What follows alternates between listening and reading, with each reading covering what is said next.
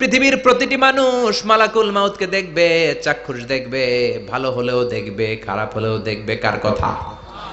ভালো মানুষ যদি হয়, আল্লাহওয়ালা যদি হয়, ইসলাম প্রিয় যদি হয়, ডানপন্থী যদি হয়, মৃত্যুর সময় মালাকুল মাউত আলা সূরাতি শাবিন আলা আহসানি সূরা, একজন যুবকের আকৃতিতে চমৎকার ধবধবে সাদা একটা জুব্বা পরে, জান্নাত থেকে জান্নাতি কাফন নিয়ে, হানুত মিন হানুতিল জান্নাহ, জান্নাতের সুগন্ধি নিয়ে মুমূর্ষু রোগীর মাথার সামনে এসে বসে যায় আর দেহটার ইঙ্গিত করে বলে, ইয়া আইয়াতুহান নাফসুত তাইয়্যিবা, ও পবিত্র আত্মা।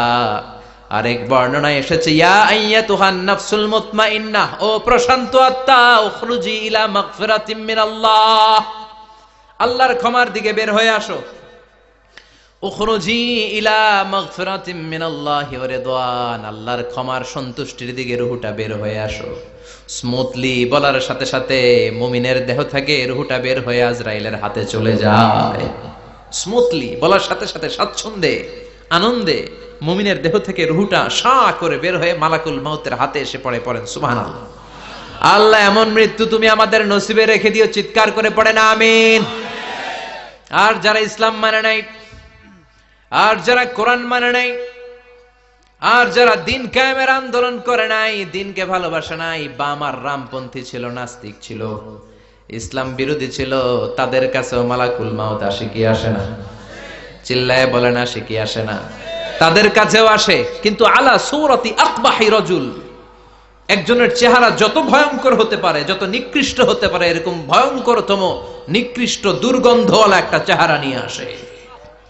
রিজলাহু ফিল আরদ, পা থাকে জমিনে, রাসুহু ফিস সামা, হাদিসের বর্ণনা, পা দুইটা জমিনে, মাথা আকাশে। এসে ধমক দিয়ে জালিমের মাথার সামনে এসে বলে, ইয়া আইয়াতুহান নাফসুল খাবিসা, হে পাপাত্তা, হে অপবিত্র আত্মা, উখরুজি ইলা সাখাতিল্লাহি ওয়া গাদাবিহি, আল্লাহর রাগের দিকে, আল্লাহর অসন্তুষ্টির দিকে বের হয়ে আয়। মালাকুল মাউতের এই অর্ডার পাওয়ার সাথে সাথে রূহটা কিন্তু বের হয় না। মুমিনের রূহকে ডাক দিলে যেমনি স্মুথলি বের হয়, কাফিরের রূহ এভাবে বের হয় নাকি? কথা বলেন। রূহটা ডানে যায়, ফাতাতাফাররাক, একবার রূহটা ডানে যায়, আবার রূহটা বাঁয়ে যায়, আবার সামনে যায়, পায়ে যায়, হাতের মধ্যে ঢুকে ডানে বাঁয়ে যায়। মালাকুল মাউত আবার ধমক দিয়ে বলে, ইয়া আইয়াতুহান নাফসুল খাবিসা, পাপাত্তা, বের হয়ে আয়।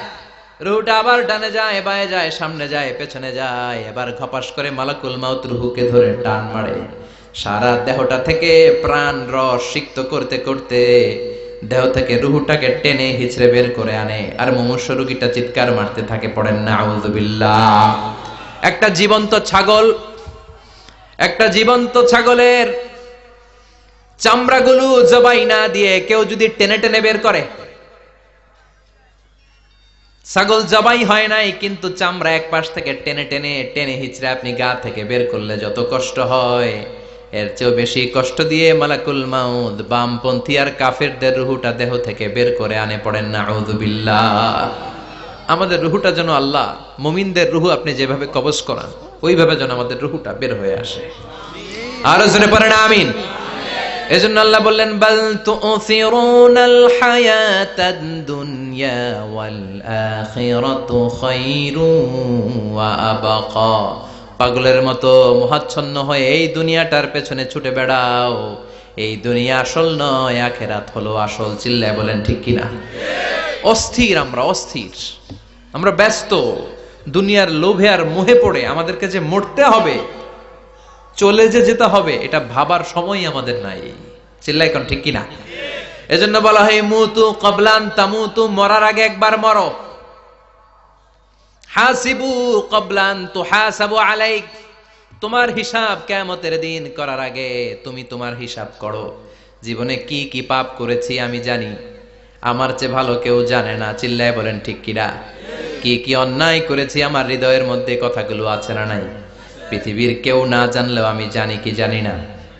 পৃথিবী না জানুক আমি তো জানি, আমি কি পাপ করেছি হায়।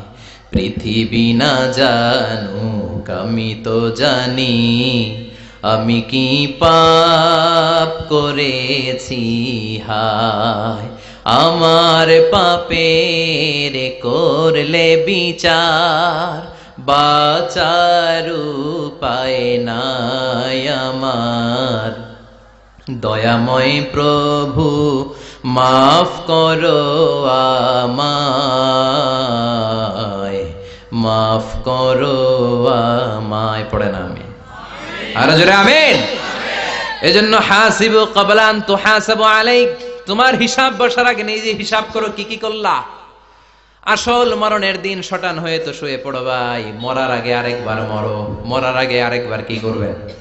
কথা বলেন। মরার আগে কি করতে হবে? হঠাৎ একদিন বিছানায় শটান হয়ে শুয়ে যান, চক্ষুটা বন্ধ করেন, ভাবেন মরে গিয়েছেন, এই তো মালাকুল মাউত চলে এসে রুহটা নিয়ে গেল। আত্মীয় স্বজন চিৎকার চেঁচামেচি শুরু করে দিল, কান্নার রোল পড়ে গেল চারদিকে।